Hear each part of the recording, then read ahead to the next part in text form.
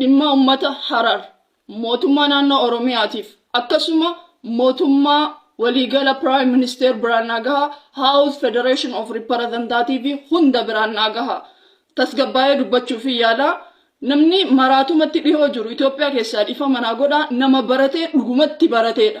Maaliif naan jedha maaliif maraatuma dhugaa dhiyoo jira naan jedha wanni barannu waan bira wanni hojiirra oolu waan bira akka waliigalatti ummanni jechuun mootummaa jechuudha dimokiraasii jechuun aangoo harka ummataa jiru jechuudha wanti ummata miidhuu hojiirran oolfamu wanti ummata fayyadu immoo hojiirra oolfamurraa duubatti hin deebi'u akka lammii Itoophiyaa takkatti awwanni ani gaafadhu Itoophiyaa keessatti warshaa jaha oltu khamrii takkaahummoo biiraa oomishutu jira. Akkasuma Itoophiyaa keessatti safuu fi aadaa biyya kanaa kan cabsu maaltu dalagamu jira export ta'ama biyyaan ala deema jedhameetiniini harreen qalamutu jirti. Itoophiyaa keessatti aadaa fi safuu biyya kanaa kan cabsu ijoollee waan biraa dhiistee paantii kaatteetiniin deemu jirti.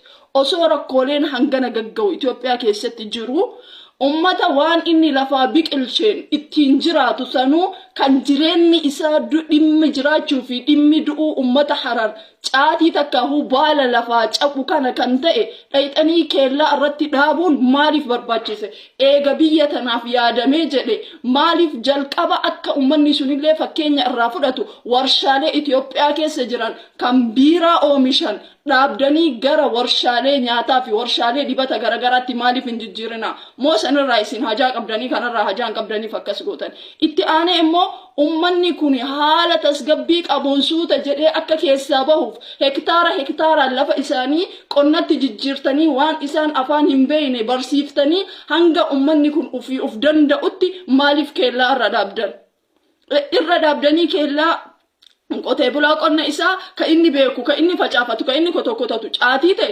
achitti qabdanii ummata saniif maaltu yaadame ummanni Harar kadhaan beeku jaalala malee amma ummanni sun achirraa deemee abbootii warraa meeqa warra isaarraa buqqa'ee beelahee beelaan gandarra olii gaddeemu jira waan inni harkaa qabu harkatti qabdanii jechuudha yoo biyyaaf yaadame yoo dargaggoodhaaf yaadame jalqaban hundumtuu fakkeenya irraa fudhannaa warshaan biiraa Itoophiyaa keessatti biiraa oomishaa jiru kulliin isaa dhaabatee gara oomisha biraatti haa deebi'u ummanni Hararis kallattiin caatiin irraa dhaabbatu osoo hin taane haaga isaan dandamatanii wantoota oomisha biraatiin bakka buufatanii dinagdee jabaa godhatanitti obsa haa godhatamuufi yookiin mootummaan waan kana itti gaafatamummaa fudhatee ummata Harar kana abbootii warraa caatii qabaniif haan kaffalamuuf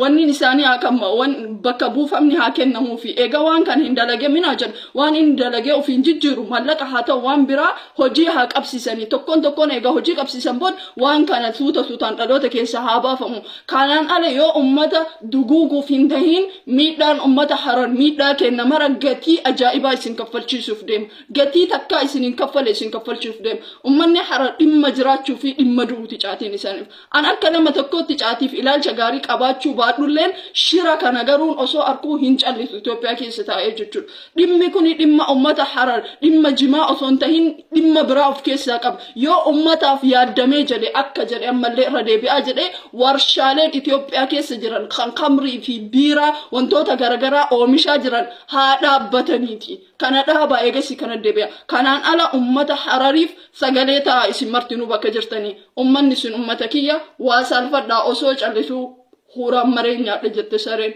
nuti gaafa keenya nu bulchinullee numa boonna gaafa diinni nu bulchullee numa boonna carraan Oromoo maal akka ta'e ani gaafii keessa nagala gidee takka dhiifama naa godhaa Oromoo kutaa 11 naagaha dhaamsa kiyya kan viidiyoo akkanaan dalagu jedhee kakadhee ture laakiin wantummaa dhufte haa dhufu dalaguu qaba jedheetiin har'a Oromoon kutaa 11 keessa jiruyyuu sirna qabsoo Oromoo keessatti gahee warqii mataa isaa danda'e qaba Oromoon kutaa 11 gootota mataa isaa danda'e isa ibsu qaba waan na salphachiisu jaarraa kana keessatti gootonni keenya isaan kalee lafee isaaniitiin dhiiga isaaniitiin har'a jijjiiramni hagattii tanaa Oromiyaa keessatti dhufee ammallee dhufaa jiru kararra jiru kuni warroota kijibdoota fakkeeffattoota akka kiyyaa kanaan maqaan isaanii ka uggaraa kiyyana nyaata. Waan wahii beeka. Dhaloonni amma gootota keenna arrabsuu miti. Footoo kaanii ol kaasanii kaanii gad deebisuu miti. Nama bakka bu'a jedhanii asirraa afaan banuu miti.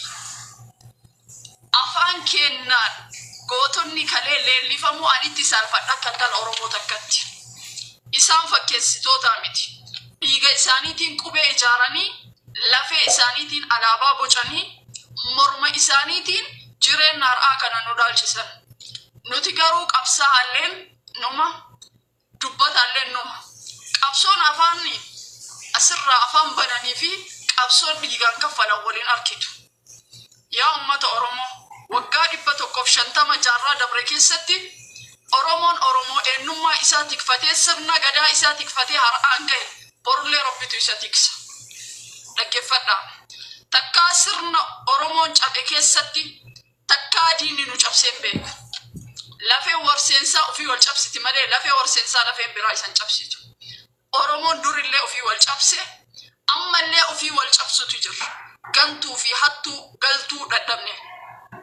Namni asirraa maqaa Wallaggaa, maqaa Arsii, maqaa Baalee qabatee gootota naannaa biraa jiran, gootota kutaa 11 keessa jiran ka biraa xiqqeessu. Maqaa isaanii wanni jechuuf yaadu of kabajuu qabdan. Of kabajuu qabdan. Unkaan kutaa wal qooduu miti Oromoon kalee amantii lama qabaatanii Somaaliyaa keessatti adda baha isin gorraana jennaan kiristaana muslimatu amantaa garagaraatiin bool atakkatti qabsoo Oromootiif wareegan. Amma galtuu fi hattuun asirraa afaan bantee afaan Oromoo baratteeti ani Oromoo jettee kutaa wahii alaabaa kutaa wahii qabattee Oromoo adda diiti. Yoo dandeettan warri poolitikaa yookiin Oromoodhaaf qabsoonna jettan afaan wali qabadha. Oromummaan maalii qo'adha? Political science baradha yookiin afaan keessan nurraa cufadha. Oromummaaf qabsaa'uu yoo hin dandahin Oromummaa hin diigina hin miidhina. Yoo waan godhuu hin dandahin waan godhina.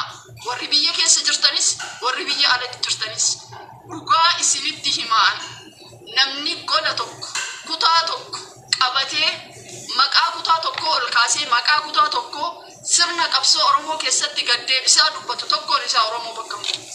Kuni sirna wayyaaneen kaleessa ummata Oromootiin itti cabsaa ture.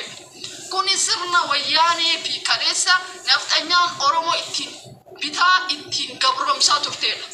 Oromoo akka itti cabsan yoo kutaa 11 adda addaan qoodan malee Oromoo akkuma kamittuu cabsuu hin danda'amu. Amma sirni dhufaa jiru garuu isa san. Yaa Oromoo. Yaa Oromoo. Waan biraa yoo dhaloota dhufuuf gochuu dadhabdan Oromummaa qoqqoodanii dhalootaan dhaabsisina. Namni waan beeyne billaahi alaykum afaan walitti qabadha. Dubartii haa ta'u dhiira ebelu jedhee maqaan dhaban. Yoo kaa baradhaa nama ta'a waan barattan san sartifikeeta fida akkasitti Oromoodha qabsaa'a. Yoo kaan dammoo waan hin beeyne keessa seentanii an qabsaa'a Oromooti maqaa jedhu Oromummaa qoqqoodanii biyya wal qoodanii miidiyaa kanarraa salphina mataan gannu dirtanii kolfaa diina kennaa nu taasisina. Mee Oromoo malee nama kutaa wal arrabsitu argitanii. Itoophiyaan ብሔረሰብ ተካሁሞ ሰበብ ሰሎሞታ 80 ኦል nama kutaa wal arrabsu Oromoo malee argitanii namni kutaa wal arrabsu maqaa osoo gaafatte haga abbaa sadii Oromummaa lakkaachuu danda'u. Nama goota maqaa isaan beeyne goota eenyu isaan beeyne asirraa waan